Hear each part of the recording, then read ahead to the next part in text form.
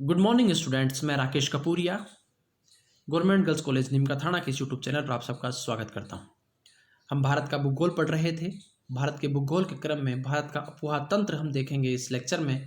अपवाह तंत्र को हमने दो भागों में, भारत के अपवाह तंत्र को हमने दो भागों में विभाजित किया था, एक हिमालयी अपवाह तंत्र और दूसरा प्रायद्वीपीय अपवाह तंत्र। अब तक हमने सिंधु अपवाह तंत्र को पढ़ लिया है। अब इस लेक्चर में हम पढ़ेंगे गंगा नदी अपवाह तंत्र के बारे में। गंगा नदी भारत की एक बहुत ही पवित्र नदी है। भारत के जो पुराण हैं, भारत के जो धर्म ग्रंथ हैं, उसमें गंगा को माँ कहा गया है। गंगा को माँ कहा गया है। और भारत के लिए कितनी इम्पोर्टेंट है गंगा नदी, ये इस स्टेटमेंट के द्वारा आपको पता चलेगा कि गंगा नदी एक नदी नहीं है भारत के लिए। गंगा भारत की सांस्कृतिक महारेखा है।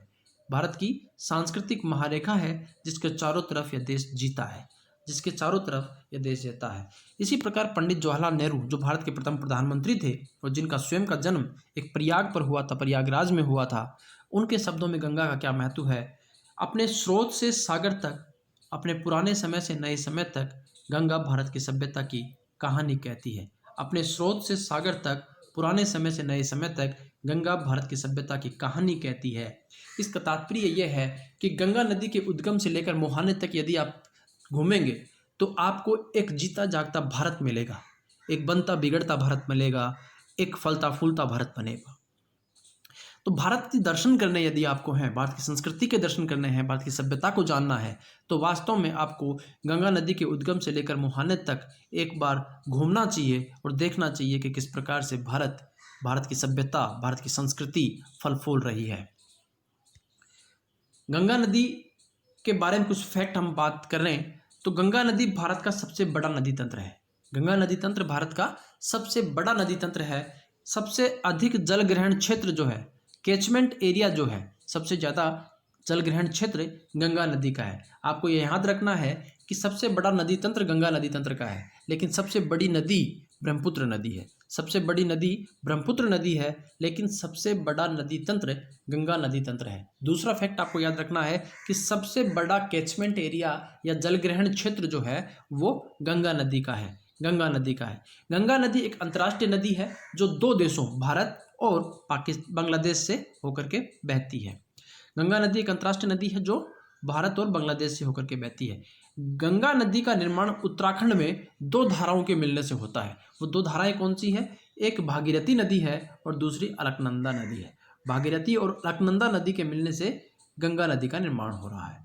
भागीरथी, याद रखेंगे, भागीरथी नदी और अलकनंदा नदी के मिलने से गंगा नदी का निर्माण हो रहा है। और जहाँ पर ये दोनों नदियाँ मिलती हैं उसको कहते हैं देवप्रयाग। जहाँ पर ये दोनों नदियाँ मिलती हैं, अलकनंदा और भागीरथी नदी, वह उसको कहते हैं देवप्रयाग। तो देवप्रयाग के आगे से गंगा नदी का स्रोत शुरू होता है। यहाँ पर इस डायग्राम में आप देखेंगे कि किस प्रकार से गंगा नदी से अलकनंदा मिल रही है। सबसे पहले यहाँ बद्रीनाथ से दो धाराएं निकल रही हैं। एक विष्णु गंगा, यहाँ से विष्णु गंगा निकल रही है और यहाँ से धौली गंगा निकल रही है। वे विष्णु गंगा और धौली गंगा यहाँ आकर के अलकनंदा नदी का निर्माण कर रही हैं। अलकनंदा नदी का निर्माण कर रही है। बद्रीनाथ से दो धाराएं निकल रही हैं, एक विष्णु गंगा और दूसरी धौली गंगा। याद रखेंगे आप इस चीज़ को कि धौली गंगा और विष्णु गंगा के मिलने से अलकनंदा नदी का निर्माण हो रहा है। और जहाँ मिल रही हैं वहाँ पर एक संगम बना रही हैं, प्रयाग बना रही हैं, जिसको हम विष्णु प्रयाग के नाम से जानते हैं, जिसको हम विष्णु प्रयाग के नाम से जानते हैं। इसके बाद में अलकनंदा जो नदी है, अलकनंदा नदी जो है वो आगे बढ़ती है और इस नदी में एक नदी मिलती है, नंदाकिनी नदी। नंदाकिनी नदी मिलती है। नंदाकिनी नदी अलकनंदा नदी में मिलकर के और नंद प्रयाग का निर्माण कर रहे हैं। नंद प्रयाग का निर्माण हो रहा है, जो दो नदियों के मिलने से हो रहा है, अलकनंदा नदी और दूसरी नंदाकिनी नदी। तीसरा प्रयाग बन रहा है इसके आगे, यहाँ पर जहाँ अलकनंदा नदी आगे बढ़ती है और इस नदी में एक और नदी आकर के मिलती है, पिंडर गंगा। पिंडर गंगा नदी मिलती है। तो पिंडर गंगा और अलकनंदा नदी मिलकर के और कर्ण प्रयाग का निर्माण कर रहे हैं, कर्ण प्रयाग का निर्माण कर रहे हैं। इसके आगे फिर अलकनंदा नदी निकलती है और यहाँ से ये केदारनाथ की पहाड़ियाँ हैं, केदारनाथ की पहाड़ियों से एक नदी आ रही है, मंदाकिनी नदी। मंदाकिनी नदी अलकनंदा नदी से मिलती है और रुद्रप्रयाग का निर्माण करती है। रुद्रप्रयाग का निर्माण करती है। क्लियर है यहाँ तक? इसके बाद में गंगोत्री हिमनद है। उत्तराखंड के उत्तरकाशी जिले में गंगोत्री हिमनद है, जहाँ से एक नदी निकल रही है, भागीरथी नदी। भागीरथी नदी और अलकनंदा नदी मिलती हैं यहाँ और दोनों बनाती हैं देवप्रयाग। क्लियर है? और यहीं से आगे गंगा नदी होती है। तो जो भागीरथी नदी है जो कहाँ से निकल रही है, गंगोत्री हिमनद से निकलती है, जो उत्तराखंड में है। यहाँ से निकल करके और यहाँ इस क्षेत्र में आकर के अलकनंदा नदी में मिलती है और देवप्रयाग का निर्माण करती है। देवप्रयाग से आगे ही भागीरथी नदी को गंगा नदी के नाम से जाना जाता है। आगे गंगा नदी जो है मैदानी क्षेत्र में बहते हुए यमुना नदी में मिलती है। यमुना नदी में मिलती है और यहाँ पर एक प्रयाग बनाती है, जिसको हम प्रयागराज के नाम से जानते हैं, इलाहाबाद के नाम से जानते हैं। तो इलाहाबाद का ही नया नाम क्या है? प्रयागराज है। तो इस प्रकार से कुल 6 प्रयाग बन रहे हैं, 6 संगम बन रहे हैं। इन 6 को आप क्रम से याद रखेंगे, उत्तर से दक्षिण याद रखेंगे, पहली चीज। दूसरी चीज, कौन सी नदियों के मिलने से संगम बन रहा है, इसको भी याद रखेंगे। तो पहला संगम हम बात करें, पहला संगम बन रहा है धौली गंगा और विष्णु गंगा के मिलने से। धौली गंगा और विष्णु गंगा के मिलने से विष्णु प्रयाग बन रहा है। विष्णु प्रयाग बन रहा है। क्लियर रहेगा? धौली गंगा और विष्णु गंगा के मिलने से विष्णु प्रयाग बन रहा है। यहीं से विष्णु प्रयाग से आगे जो नदी बनती है उसको कहते हैं अलकनंदा नदी। अलकनंदा नदी का क्षेत्र कहाँ शुरू होगा? ये वाला विष्णु नदी और धौली गंगा। विष्णु और धौली गंगा जो है दोनों नदियां मिलकर के विष्णु प्रयाग का निर्माण कर रही हैं, जिसके आगे यह नदी अलकनंदा नदी के नाम से जानी जाती है। तो पहला संगम आपको पता चल गया, विष्णु प्रयाग। दूसरा संगम शुरू होगा, अलकनंदा नदी आगे बढ़ेगी और यहाँ पर इसके जो लेफ्ट हैंड है, लेफ्ट तट है या बायां जो तट है अलकनंदा नदी का, उससे उसकी सहायक नदी आकर के मिल रही है नंदाकिनी नदी।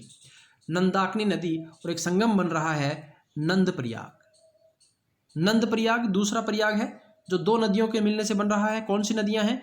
अलकनंदा नदी और नंदाकिनी नदी। अलकनंदा और नंदाकिनी नदी। इसके बाद में अलकनंदा नदी आगे बढ़ती है और इसके बाएं तट से फिर एक और नदी आकर के मिलती है, जिसको कहते हैं पिंडर गंगा नदी। पिंडर गंगा नदी और एक संगम बनाती है। तीसरा जो संगम बनेगा वो होगा कर्ण प्रयाग। ठीक है? कर्ण प्रयाग 2 नदियों के मिलने से बन रहा है। कौन कौन सी 2 नदियां हैं? अलकनंदा नदी और पिंडर गंगा नदी। इसके बाद में इसके दाएं तट से एक नदी आकर के मिल रही है। अलकनंदा नदी के दाएं तट से एक नदी आकर के मिल रही है, जो केदारनाथ की पहाड़ियों से निकलती है और आकर के इस क्षेत्र में मिलती है। इस नदी का नाम है मंदाकिनी नदी। मंदाकिनी नदी केदारनाथ की पहाड़ियों से निकल करके और अलकनंदा नदी में मिलती है, जहाँ एक प्रयाग का निर्माण हो रहा है। उस प्रयाग को हम कहते हैं रुद्रप्रयाग। रुद्रप्रयाग। क्लियर है? इसके बाद में आगे नदी बढ़ती है, जो अलकनंदा नदी है वो आगे बढ़ती है और उत्तराखंड के गंगोत्री हिमनद से एक नदी निकल रही है, जिसको हम भागीरथी के नाम से जानते हैं। जिसको हम भागीरथी के नाम से जानते हैं और जो अलकनंदा नदी में आकर के मिलती है और एक प्रयाग बनाती है, जिसको हम कहते हैं देवप्रयाग। देवप्रयाग। 5वां प्रयाग कौन सा हो गया? देवप्रयाग। छठा प्रयाग जो है वह मैदानी क्षेत्रों में बनता है। छठा प्रयाग जो है वो मैदानी क्षेत्रों में बनता है। बाकी के 5 जो है पर्वतीय क्षेत्र में, हिमालयी क्षेत्र में है। और जो 6ठे नंबर का जो प्रयाग है उसका निर्माण हो रहा है मैदानी क्षेत्र में। 2 नदियां मिलती हैं, गंगा नदी और यमुना नदी, और प्रयाग बना रही है प्रयागराज। प्रयागराज, जिसको पहले इलाहाबाद के नाम से जाना जाता था, वर्तमान में प्रयागराज के नाम से जाना जाता है। तो कुल 6 प्रयाग बन रहे हैं। विष्णु प्रयाग उत्तर से दक्षिण की ओर देखेंगे, ऊपर से नीचे की ओर देखेंगे। विष्णु प्रयाग, नंद प्रयाग, कर्ण प्रयाग, इसके अलावा रुद्र प्रयाग, देव प्रयाग और प्रयागराज। क्लियर है? नदियां कौन कौन सी आकर के मिल रही हैं, इस चीज को आप याद करेंगे। भागीरथी नदी उत्तराखंड के उत्तरकाशी जिले में गोमुख के निकट गंगोत्री हिमनद से निकलती है। जो भागीरथी नदी आ रही है वो गंगोत्री हिमनद से आ रही है। गंगोत्री हिमनद कहाँ है? उत्तराखंड के उत्तरकाशी जिले में है। जहाँ अलकनंदा नदी संतोपद हिमानी से निकल रही है, केदारनाथ के निकट। केदारनाथ के निकट संतोपद हिमानी से निकल रही है अलकनंदा नदी और गंगोत्री हिमनद से निकल रही है भागीरथी नदी। ये दोनों नदियां आकर के देवप्रयाग में मिलती हैं, और गंगा नदी का निर्माण करती हैं। तो दो नदियों के संगम से एक संगम का निर्माण हो रहा है देवप्रयाग का, और दो नदियां कौन कौन सी हैं, भागीरथी और अलकनंदा नदी, जिनके संगम से एक संगम का निर्माण हो रहा है जिसको हम देवप्रयाग के नाम से जानते हैं, और इसके आगे गंगा नदी का निर्माण हो रहा है। यही से देवप्रयाग से ही गंगा नदी का निर्माण हो रहा है। सबसे पहले हम बात करते हैं अलकनंदा नदी, क्योंकि महत्वपूर्ण जो नदी है वो अलकनंदा नदी है। मुख्य नदी जो है वो अलकनंदा नदी है, और जो सहायक नदियां आकर के मिल रही हैं उससे कुछ संगम बन रहे हैं, उनके बारे में हम चर्चा करेंगे। अलकनंदा नदी का निर्माण दो धाराओं के मिलने से होता है, धौली गंगा और विष्णु गंगा। हमने देख लिया था, धौली गंगा नदी और विष्णु गंगा नदी दोनों संतोपद हिमानी से निकलती हैं और विष्णु प्रयाग में आकर के मिलती हैं दोनों, जहां से अलकनंदा नदी शुरू होती है। ये दोनों नदियां संतोपद ग्लेशियर से निकलती हैं तथा विष्णु प्रयाग में एक दूसरे से मिलकर अलकनंदा नदी का निर्माण करती हैं। आगे अलकनंदा नदी आगे चलकर कर्णप्रयाग में पिंडर नदी से मिलती है।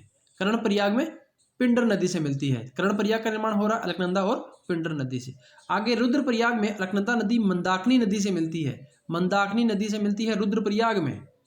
रुद्रप्रयाग से आगे देवप्रयाग में भागीरथी नदी और मंदाकिनी नदी मिलती है और गंगा नदी का निर्माण करती हैं। मुझे उम्मीद है कि ये पूरा जो सीक्वेंस है उत्तर से दक्षिण की तरफ किस प्रकार से प्रयाग बन रहे हैं, किस प्रकार गंगा नदी का उद्गम हो रहा है और भागीरथी का उद्गम हो रहा है, गंगा नदी मिल रही है मंदाकिनी में, अलकनंदा नदी में, और गंगा का नामकरण हो रहा है।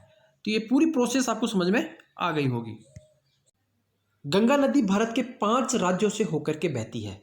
भारत के 5 राज्य उत्तराखंड, उत्तर प्रदेश, बिहार, झारखंड और पश्चिम बंगाल, इन 5 राज्यों से होकर के गंगा नदी बहती है। इसमें सर्वाधिक जो क्षेत्र है गंगा नदी का वो उत्तर प्रदेश का है। सर्वाधिक क्षेत्र उत्तर प्रदेश का है और सबसे कम झारखंड में बहती है। तो गंगा नदी का सर्वाधिक क्षेत्र उत्तर प्रदेश में है और सबसे कम क्षेत्र जो है वो झारखंड राज्य में है। गंगा नदी के रखरखाव को लेकर के, गंगा नदी की स्वच्छता को लेकर के अनेक प्रकार के कानून बनाए गए, प्राधिकरण बनाए गए, योजनाएं बनाई गई हैं और वर्तमान में भी कई योजनाएं चालू हैं। ऐसे ही एक प्राधिकरण की स्थापना 2009 में प्राधिकरण का नाम था राष्ट्रीय गंगा नदी प्राधिकरण। राष्ट्रीय गंगा नदी प्राधिकरण यानी कि नेशनल गंगा रिवर अथॉरिटी, ठीक है, NGRA। इसकी स्थापना हुई थी 2009 में। इसकी स्थापना हुई थी 2009 में। नेशनल गंगा रिवर अथॉरिटी की जो स्थापना है वो 2009 में हुई थी। इस अथॉरिटी का निर्माण जो है 1986 में भारत में एक पर्यावरण संरक्षण के लिए अधिनियम बनाया गया था, कानून बनाया गया था, जिसको हम 1986 का पर्यावरण संरक्षण अधिनियम कहते हैं। इस अधिनियम के तहत राष्ट्रीय गंगा नदी प्राधिकरण की स्थापना की गई है। इस प्राधिकरण में सदस्य के तौर पर 5 राज्यों के मुख्यमंत्री होते हैं और नीति आयोग के सदस्य होते हैं। 5 राज्यों के मुख्यमंत्री और नीति आयोग के सदस्य इसके सदस्य होते हैं तथा भारत का जो प्रधानमंत्री होता है, भारत के प्रधानमंत्री इस प्राधिकरण का अध्यक्ष होता है। इस प्राधिकरण का अध्यक्ष प्रधानमंत्री होता है। सदस्य के तौर पर 5 राज्यों के मुख्यमंत्री और नीति आयोग के सदस्य इसके सदस्य होते हैं। क्लियर है? 2011 में गंगा नदी की स्वच्छता के लिए एक अभियान चलाया गया था, गंगा स्वच्छता अभियान। गंगा स्वच्छता अभियान 2011 में गंगा स्वच्छता अभियान चलाया गया था। 2015 में अभी जो वर्तमान में चल रहा है एक अभियान नमामि गंगे, गंगा नदी को स्वच्छ रखने के लिए भारत सरकार का एक प्रोजेक्ट है नमामि गंगे, जिसको शुरुआत हुई थी 2015 में। तो ये तीनों चीज़ें महत्वपूर्ण हैं। राष्ट्रीय गंगा नदी प्राधिकरण जिसकी स्थापना 2009 में हुई थी 1986 के पर्यावरण संरक्षण अधिनियम के तहत। 2011 में गंगा स्वच्छता अभियान चालू किया गया था। 2015 में नमामि गंगे शुरू की गई। गंगा नदी की सर्वाधिक लंबाई उत्तर प्रदेश में है और सबसे कम झारखंड में है।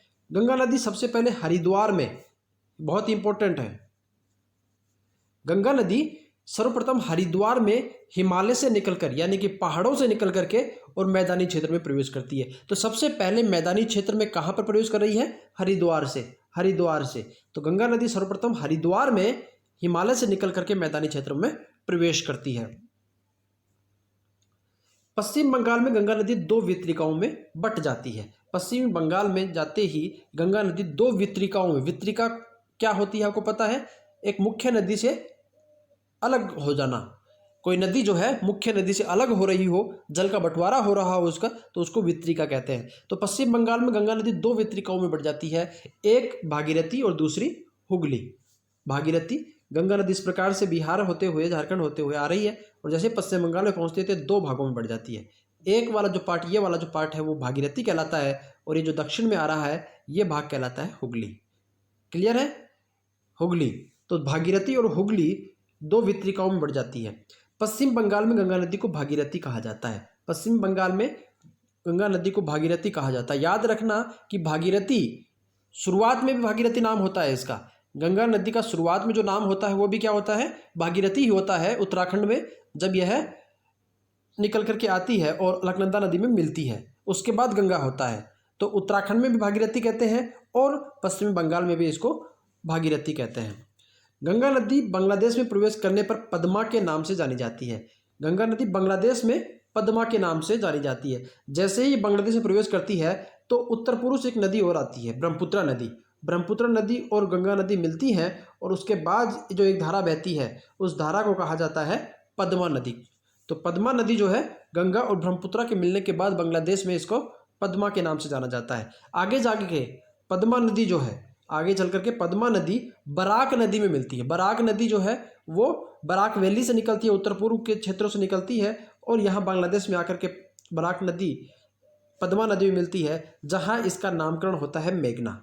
मेघना। तो अभी आप देखें कि एक भागीरथी नदी आ रही है ऊपर से, एक अलकनंदा नदी आ रही है, दोनों देवप्रयाग में मिल रही हैं, गंगा नदी बन रही है। आगे जाकर के गंगा नदी दो भागों में बट रही है, एक भागीरथी और दूसरी हुगली नदी। क्लियर है यहाँ तक? यहाँ से आगे उत्तर पूर्व से एक नदी आ रही है, यहाँ मिल रही है बांग्लादेश में, तो इसको पद्मा के नाम से जाना जाता है। आगे फिर निकलती है तो यहाँ से एक और नदी आती है, बराक नदी, और इसके आगे फिर ये नाम इसका होता है मेघना। तो अंतिम नाम क्या है? मेघना। मेघना के नाम से यह बंगाल की खाड़ी में गिरती है, डेल्टा का निर्माण करती है। तो गंगा नदी के नाम में भागीरथी भी, ठीक है, भागीरथी, इसको दो जगह कहा जाता है, एक उत्तराखंड में जहाँ से इसका उद्गम होता है और दूसरा भारत के अंतिम छोर पर पश्चिम बंगाल में, जहाँ यह बांग्लादेश में प्रवेश करती है, तो उस समय भी इसको भागीरथी कहा जाता है। तो पश्चिम बंगाल में और उत्तराखंड में दोनों जगह पर गंगा नदी को भागीरथी के नाम से जाना जाता है। बांग्लादेश में जब ब्रह्मपुत्र मिलती है तो पद्मा कहलाती है और जब आगे जाकर के बराक नदी मिलती है तो मेघना के नाम से जानी जाती है, मेघना के नाम से जानी जाती है। हिमालय से निकलने वाली प्रमुख सहायक नदियां कौन सी हैं? जो गंगा नदी है उसमें हिमालय से भी सहायक नदियां मिलती हैं और प्रायद्वीपीय क्षेत्र से भी सहायक नदियां मिलती हैं। तो हिमालय से कौन कौन सी नदियां मिलती हैं? यमुना, रामगंगा, गोमती, घाघरा, गंडक, कोसी और महानंदा। ये नदियां हैं जो हिमालय से आकर के और गंगा नदी में मिलती हैं। यहाँ पर आपको याद रखना है कि घाघरा जो नदी है एक घग्गर नदी है। आप दो नदियाँ सुनेंगे, एक की नाम लगभग सेम सा लगता है तो कई बार कन्फ्यूजन हो जाता है कि घाघरा और घग्गर एक ही है, बल्कि ये दोनों अलग नदियां हैं। एक गंगा नदी की सहायक नदी है, दूसरी वर्तमान में एग्जिस्ट नहीं करती है, राजस्थान वाले क्षेत्रों में बहती थी पहले ये, तो वर्तमान में ये एग्जिस्ट नहीं कर रही है। तो घग्गर नदी और घाघरा नदी दोनों अलग अलग नदियाँ हैं। क्लियर है? प्रायद्वीपीय पठार से भी कुछ नदियाँ आकर गंगा नदी मिलती हैं, इसमें चंबल, टोंस और सोन, टोंस और सोन ये नदियाँ हैं जो प्रायद्वीपीय क्षेत्र से जाकर के और गंगा नदी में मिलती हैं। यहाँ पर आपको याद रखना है कि टोंस और सोन डायरेक्टली मिलती हैं। टोंस और सोन नदियाँ जो है वो डायरेक्ट गंगा नदी में मिलती हैं। चंबल नदी यमुना नदी की सहायक नदी है, याद रखेंगे, चंबल नदी यमुना नदी की सहायक नदी है और यमुना जो है आगे जाकर के मिलती है किसमें? गंगा नदी में। यहाँ इस मानचित्र में आप देख सकते हैं कि गंगा नदी ये भागीरथी आ रही है, ये अलकनंदा आ रही है, यहाँ देवप्रयाग है और यहाँ पर इसके आगे गंगा नदी बन रही है। गंगा नदी में सबसे पहली जो सहायक नदी मिलती है उसका नाम है रामगंगा नदी। अब एक चीज़ आप याद रखेंगे कि नदी इस प्रकार से बह रही है, आपका मुंह भी इधर ही है, तो अब आपका जो राइट होगा वो रिवर का राइट बैंक होगा और जो आपका लेफ्ट होगा वो रिवर का लेफ्ट बैंक होगा। ठीक है, इस चीज़ को क्लियरली समझ लेंगे आप। तो ये लेफ्ट होगा और ये राइट होगा। नदी का ये बायां किनारा है और ये दायां किनारा है। क्लियर है। तो बाएं किनारे से सबसे पहले जो नदी गंगा नदी में मिलती है वह रामगंगा नदी, या ये कहें कि गंगा नदी में पहली जो सहायक नदी मिलती है उसका नाम है रामगंगा नदी। इसके बाद में बाएं तट पर देखो गोमती, घाघरा, गंडक, कोसी और महानंदा, ये नदियां हैं जो बाएं तट से मिलती हैं। गंगा नदी में बाएं तट से आकर के मिलती हैं।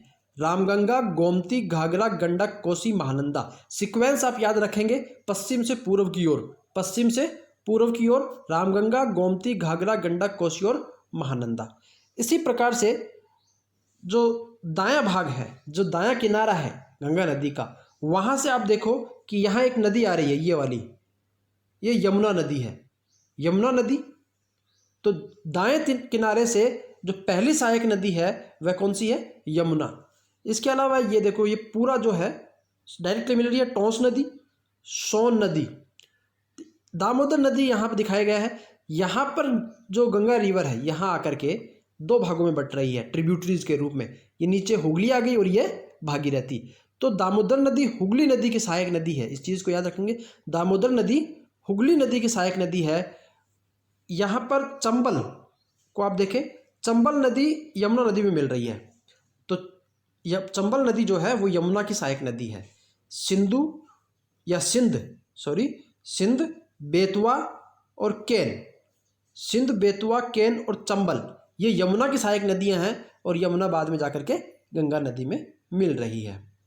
तो इस मानचित्र को आप आराम से देख लें और कौन सी नदी बाएं तट से मिल रही है, कौन सी दाएं तट से मिल रही है, इसको आप एक माइंड मैप के थ्रू समझने की कोशिश करें। दिमाग में छाप लें इसको कि दाएं तट से कौन सी नदियां मिल रही हैं और बाएं तट से कौन सी नदियां मिल रही हैं। साथ ही साथ आपको सवाल इस प्रकार से पूछा जा सकता है इसमें कि बाएं तट से पहली नदी कौन सी है, या पूर्व से पश्चिम की ओर कौन कौन सी नदियां मिलती हैं, पश्चिम से पूर्व की ओर कौन सी नदियां मिलती हैं। तो सारा सीक्वेंस आपको पता होना चाहिए। क्लियर है। गंगा नदी के दाएं तट से मिलने वाली नदियां यमुना, चंबल, याद रखेंगे चंबल यमुना की ही सहायक नदी है। टोंस, सोन, एक नदी है दामोदर, और दामोदर किसकी सहायक नदी है? हुगली की। ठीक है, हुगली नदी की। दामोदर नदी हुगली नदी की सहायक नदी, और हुगली नदी एक ट्रिब्यूटरी है गंगा नदी की। गंगा नदी के बाएं तट से मिलने वाली प्रमुख सहायक नदियां रामगंगा, पहली नदी रामगंगा, गोमती, घाघरा, गंडक, कोसी और महानंदा। तो ये नदियां हैं जो गंगा नदी की सहायक नदियां हैं, गंगा नदी की प्रमुख सहायक नदियां हैं। यमुना नदी की बात करें तो गंगा नदी की सबसे बड़ी सहायक नदी है। गंगा नदी की सबसे बड़ी सहायक नदी कौन सी है? यमुना नदी है, जो यमुनोत्री हिमनद के कालिंदी पर्वत से निकलती है। यमुनोत्री हिमनद के कालिंदी पर्वत से निकलती है तथा इलाहाबाद में, इलाहाबाद का वर्तमान नाम क्या है? प्रयागराज। इलाहाबाद का वर्तमान नाम प्रयागराज में गंगा नदी में मिलती है।